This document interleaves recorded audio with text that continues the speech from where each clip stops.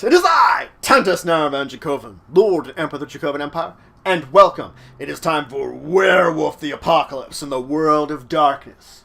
When we last left off talking about Werewolf, we've been discussing the Umbra, the Spirit Realm, a major area that the werewolves will explore in the course of your adventures. Now granted, you don't have to have an Umbral adventure in your werewolf games, but it is such an interesting and expansive setting that perhaps you want to.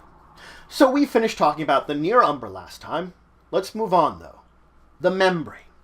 So just as you exit the relatively understandable world of the near Umbra, of that realm that you can still sort of comprehend, and dive into the deep Umbra, a place that is much different than what you have, you reach a similar barrier to that of the gauntlet. It is yet a second barrier that you will have to pierce, and unfortunately, this one is not nearly as porous as the gauntlet is. The gauntlet you can still overcome, but the membrane, it is a thicker, more powerful barrier in a way. In order for a Garou to bypass the membrane, you have to enter an anchorhead realm, a realm specifically that allows you to move between the membrane into the deep Umbra. Stargazers theorized that the Weaver had put up 7 barriers to sort of encircle and encapsulate the spirit world, and this is the second of them, along with the gauntlet itself. They also theorized that just as the Dream Zone allows you to enter dreams on Earth, and then dive into the deep Umbra, a way of kind of circumventing these barriers.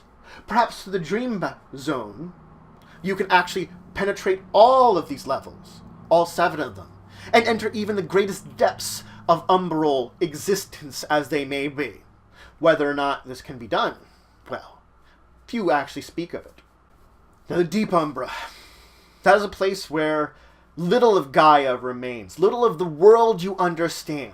Perception breaks down. Gaia's influence is small, if anything. This is the realm of the triumvirate, of the wild, the worm, and the weaver. Reality has begun to break down. Navigation is nearly impossible to even the most experienced of umbral travelers. They will find the difficulty here. They'll find the difficulty of traversing this realm beyond mindset and reality that you would not truly comprehend. But Luna traverses a path through the deep Umbra. Luna, who gives the blessings of the moon to Garou, so all Garou can feel her light here. And it is the one thing that keeps them going once they have entered into this place. Luna's touch still remains within them, and so they could persevere once within the deep Umbra. There's where we have to talk about night. Night exists in the Umbra, just as it does in our world. And night is the time when Garous truly shine in the Umbra. It is the time of their strongest power, where Luna is closest to them and bathing them with her light. Throughout all the realms and all the layers of the Umbra, it is also the best time for the hunt. Worm spirits return to their blights to rest up. Weaver spirits and pattern spiders have a rest from a great day of work and are all but vulnerable to attacks. And Garou, of course, are well rested from their time in the day, back in our world, ready for the hunt, under Luna's blessings, ready to tear apart the night deep within the Umbra. The Umbra at night is when the werewolf takes the fight to their enemies' doorsteps. Night Umbra is the hunting ground of wolves. Now, reaching or sidestepping is a gift that all Garou have, just as the change is a gift to themselves. The fact is that after their first change, they become to realize they have such an attunement, a connection to the spirit world. With only a little bit of effort, a little bit of actual attuning, they can pass through the calcified barrier of the gauntlet and enter into the Umbra. It is a gift that all Garou do have in a way. They all have that connection, all have that ability deep within them, sidestep, to reach into the Umbra. Of course, to find yourself entering into the Umbra a Garou rolls their Gnosis rating with a difficulty equal to the Gauntlet's difficulty in the area they are attempting to pierce. The number of successes determines how long it will take you to pierce your way into the Umbra. There are, of course, a chart that you can look at telling you the number of successes and how long it will take you to move from our world into the Umbra. Now, when a pack is prepared to enter the Umbra, they have a pack leader lead the way into the Umbra. This will be the werewolf with the greatest Gnosis of the group, and will only roll that Gnosis once for the entire pack, their own Gnosis, and allow their pack to enter at that rate. Now, should they botch, then all the Garou of the pack face the being caught within the Umbra.